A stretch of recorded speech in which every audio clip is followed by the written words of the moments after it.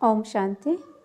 तो पिछली वीडियो में आपने जाना कि वास्तव में ये कलयुग का अंत चल रहा है और यही सच्ची सच्ची ब्रह्म मुहूर्त का टाइम भी है, क्योंकि इस समय पर स्वयं परम पिता परमात्मा हमें पुनः नई सृष्टि के स्थापना के कार्य के लिए चुनकर नई सृष्टि की स्थापना करा रहे हैं।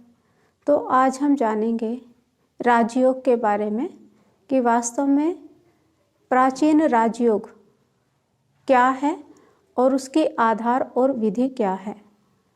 तो राजयोग क्या है, ऐसे तो हम देखते हैं कि हर घड़ी हमारा किसी न किसी के साथ किसी न किसी प्रकार का योग है ही, क्योंकि योग का जो अर्थ होता है, योग माना जोड़।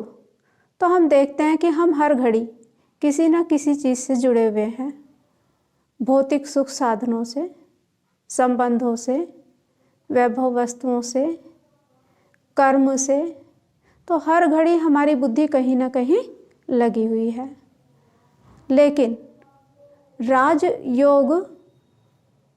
राजयोग को सभी योगों में सर्वश्रेष्ठ क्यों कहा गया है, तो उसके बारे में आज हम आपको बताएंगे।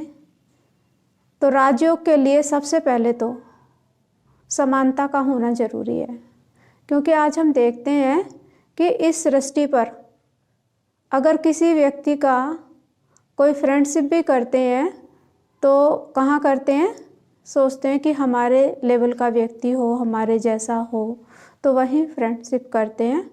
तो राजयोग में भी यहाँ हम देखते हैं कि मैं मनुष्य का बच्चा मनुष्य का जैसा, तो एक दूसरे की पिता को बच्चे की और बच्चे को पिता की ऑटोमेटिकली ही याद आती है। तो राजयोग के लिए मैं आत्मा और परमात्मा का बच्चा, तो सबसे पहले मुझे अपना ध्यान यही केंद्रित करना होगा कि मैं एक चैतन्य शक्ति हूँ, मैं एनर्जी हूँ, पॉइंट ऑफ लाइट हूँ। तो जैसे मैं लाइट हूँ, मेरा पिता परम पिता परमात्मा निराकार ज्योतिर्बिंदु शिव भी almighty authority supreme soul हैं। तो यहाँ नीचे दिखाया है कि राजयोग के लिए जब एक राजयोगी परमात्मा से अपना कनेक्शन जोड़ता है तो वो देह और देह की आयु को, देह के संबंधों को अपनी बुद्धि से भूल जाते हैं और अपने मन बुद्धि को एकाग्रचित करते हैं परमपिता परमात्मा से। तो जैसा कि इन चित्रों के माध्यम से दिखाया है कि मनुष्य का जो पूरे दिन का जो योग है, तो मोह होता है और कोई में अहंकार होगा, कोई का गुरु आदि के साथ योग लगा हुआ होगा, कोई का विकारों के साथ योग लगा रहता है, कोई के अंदर द्वेष क्रोध है। तो ऐसे कहीं ना कहीं मनुष्य का कनेक्शन है, पूरे दिन की दिनचर्या में इन सभी चीज़ों से मनुष्य का योग है। लेकिन राजयोग में, राजयोग माना अपनी कर्मेंद्रियों पर राज करना। तो ये जो हमारी कर्मेंद्रियां हैं उन पर और मन बुद्धि पर हम कैसे राज करें। मैं आत्मा, एक चैतन्य शक्ति, मैं परम पिता परमात्मा की संतान हूँ।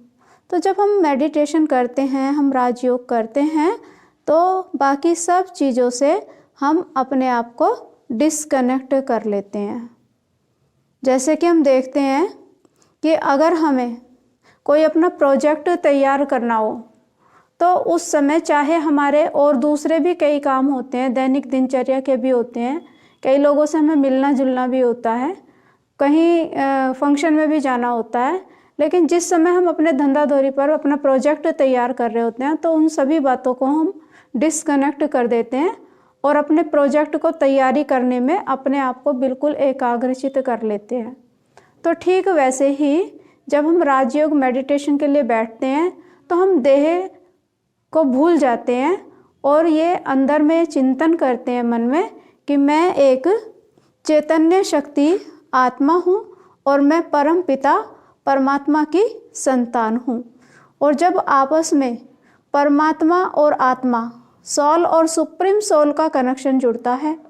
तो सुप्रीम सोल माना परम पिता परमात्मा से सारी शक्तियाँ जो वेव्स के रूप में, किरणों के रूप में मुझ आत्मा के अंदर प्रवेश करने लगती है, जिससे मुझ आत्मा की चेतना जागृत होती है और आत्मा पर जो अनेकों जन्मों की जो विकृतियाँ आ गई हैं, जो लेयर्स चढ़ गई हैं, वो धीरे धीरे हटने लगती हैं, जिससे हमारा आत्मा का बल बढ़ने लगता है और आत्मा सशक्त बन जाती है, बलशाली हो जाती है और जागृत हो जाती है।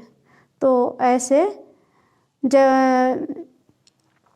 ऐसे हम राजयोग के द्वारा असीम सुख, शांति, प्रेम, आनंद की अनुभूति करते हैं।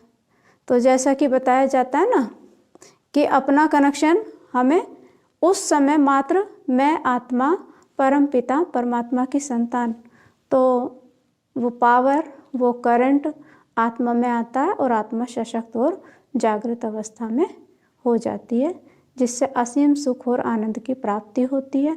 बाकी और इसका विस्तार नेक्स्ट लेसन में बताएंगे कि कैसे, कितनी प्राप्तियां हमें होती हैं और कैसे उसकी तैयारियां हमें करनी है। ओम शांति।